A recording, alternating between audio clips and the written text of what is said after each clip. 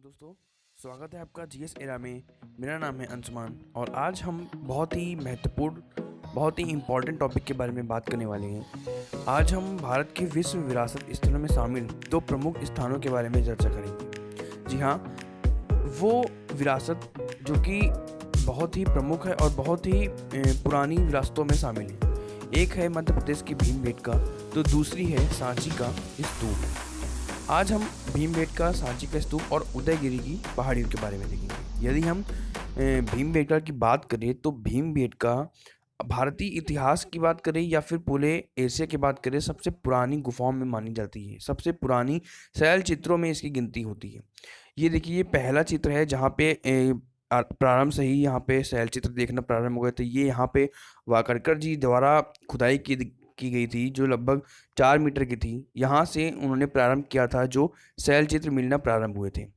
लगभग 250 से 400 तक शैलचित्र इस पहाड़ी में मिले हैं, जो कि लगभग 5000 से 10,000 वर्ष पुराने हैं। यानी कि समझ सकते हैं सिंधु घाटी सभ्यता से भी पुराने, जो कि लगभग पाषाण कालीन माने जाते हैं। यानी कि जब यहाँ पे आदि मानव थे, तो आदिम मानव द्वारा इन शैल चित्रों को बनाया गया है, जो कि कई चीज़ों को व्यक्त करते हैं। जैसे कि यहाँ पे ये अनुमान लगाया गया है कि ये कहीं पे युद्ध की स्थिति को बताते हैं, तो कहीं पे ये उस व्यक्ति की रहने की व्यवस्था को, रहने किस प्रकार रहन सहन था, उनको व्यक्त करते हैं। साथ में ये भी माना जाता है कि यहाँ पर भीम जी आकर के जब उनका वनवास चल रहा था, पांडवों का वनवास चल रहा था, तो इस वक्त वो यहीं पे आकर के बैठते थे, जिसकी वजह से भीम बैठका था इसका नाम, और बाद में यह भीम बेटका हो गया। अब हम बात करते हैं सांची के स्तूप के बारे में। सांची का स्तूप, जी हाँ, एक बात और याद रखिएगा कि जो भीमबेटका की गुफा थी, इसको लगभग 2003 में विश्व विरासत स्थल में शामिल किया गया था। ये प्रमुख क्वेश्चन है। यदि हम सांची के स्तूप की बात करें तो ये तो आपने बचपन से ही पढ़ा है, सांची का स्तूप कहाँ था, तो मध्य प्रदेश में था। आज हम उसी के बारे में देखेंगे। सांची के स्तूप की जो प्रमुख चीज़ है कि इसको अशोक द्वारा इसका निर्माण करवाया गया था। अशोक, अगर बात करें तो मौर्य वंश का सबसे महान शासक था। सबसे महान शासकों में अशोक की गिनती की जाती है। यदि हम बात करें तो ये लगभग 2300 साल पुरानी बात है, जब अशोक ने इसका निर्माण करवाया था। ये इसके यहाँ पे 4 तोरण द्वार हैं, और इन द्वारों में बुद्ध जी से संबंधित उनकी कथाओं के बारे में, जो उनकी जातक कथा हम लोग पढ़ते हैं, उनके बारे में यहाँ पे उल्लेख किया गया है। यहाँ पे जो बुद्ध जी के 2 प्रमुख शिष्य थे, जो कि आपके एक एक शिष्य का नाम आपका सारिपुत्र था, तो दूसरे शिष्य का नाम महामोगलान था। उनकी अस्थियां यहाँ पे रखवाई गई थी अशोक के द्वारा। ये पूरा दृश्य जो है आपको सांची का ही देखने को मिल रहा है। यहाँ पे इन तोरण द्वार में क्या क्या है, जैसे पहले नंबर पे जो सबसे ऊंचाई में लिखा गया है, यहाँ पे बताया गया है कि कैसे गौतम बुद्ध जी ने यहाँ पे जन्म लिया था। फिर उसके बाद उनका जो महापरिनिर्वाण होता है, महापरिनिष्क्रमण होता है, कैसे ज्ञान की प्राप्ति होती है। हर द्वार में अलग अलग बातें लिखी गई हैं, जो कि जातक कथाओं के माध्यम से बताई गई है। यहाँ पे दीवारों में आप अगर देखेंगे ध्यान से, तो यहाँ पे कुछ लैंग्वेज भी लिखी गई है, जो कि माना गया है कि यह प्राकृत भाषा है और ब्राह्मी लिपि है, जिनको हम लोग पढ़ते हैं। यहाँ पे कई सारे शिलालेख भी पाए गए हैं, जिनमें इन्हीं लिपियों का प्रयोग किया गया है, जो कि ब्राह्मी लिपियाँ हैं। और ये बात लगभग अशोक के समय से प्रारंभ होती है। अशोक ने इसका निर्माण करवाया था। फिर आगे जब हम देखेंगे कि इस सांची के स्तूप के अंदर गौतम बुद्ध जी की मूर्तियाँ भी लगी हुई हैं, जिनको आगे शुंग वंश के प्रथम जो राजा थे पुष्यमित्र शुंग द्वारा इनको तोड़ भी दिया गया था, लेकिन उनके पुत्र ने इसका पुनः जीर्णोद्धार करवाया था।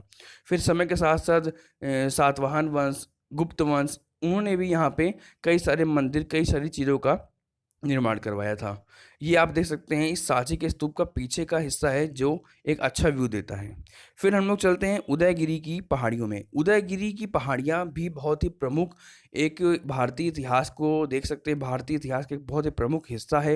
यदि उदयगिरी की बात करें तो ये मध्य प्रदेश की विरासतों में शामिल है। यह लगभग 5वीं सदी की बात है, यानी कि कह सकते हैं कि गुप्त काल की ये जितनी भी गुफाएं हैं, ये सब गुप्त काल की हैं। यह वराह जी की मूर्ति है, जो कि गुप्त काल में ही इस पहाड़ी में बनाई गई थी। यहाँ पे जो ये बहुत ही प्रमुख और बहुत ही फेमस मूर्ति है, जिसको गुप्त काल में निर्मित की गई थी।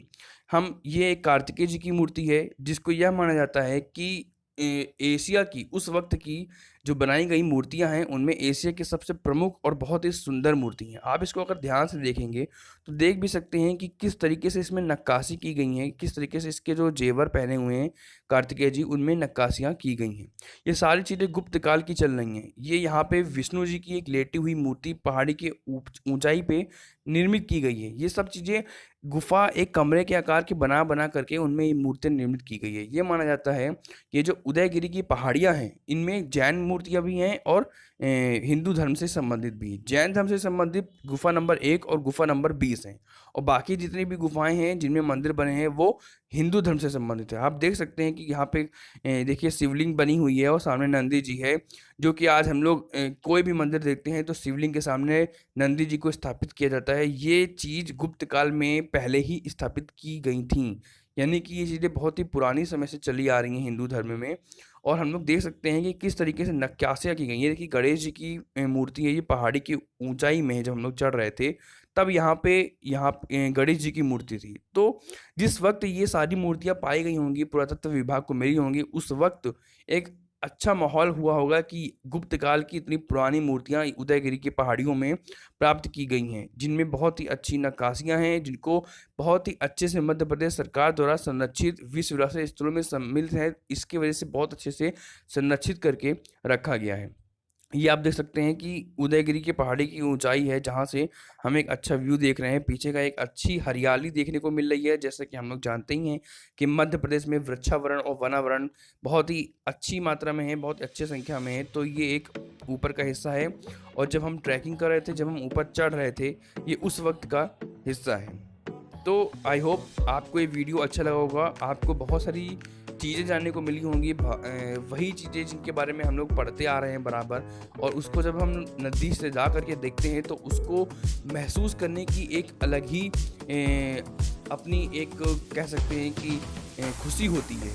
तो यहाँ पे आज हमने सांची के स्तूप के बारे में, भीमबेटका की गुफा के बारे में और साथ में हमने उदयगिरी की पहाड़ी के बारे में देखा था। अब हम नेक्स्ट वीडियो में मिलेंगे जिसमें हम अपने पॉलिटी के लेक्चर को कंटिन्यू रखेंगे और साथ में हम इम्पैक्ट के अकॉर्डिंग कुछ प्रमुख वीडियो लाएंगे हिंदी से रिलेटेड और अन्य सब्जेक्ट से रिलेटेड, जो कि आने वाले इम्पैक्ट के एग्ज़ाम के लिए बहुत ज़्यादा इम्पोर्टेंट होने वाले हैं। नेक्स्ट क्लास में मिलते हैं। जय हिंद।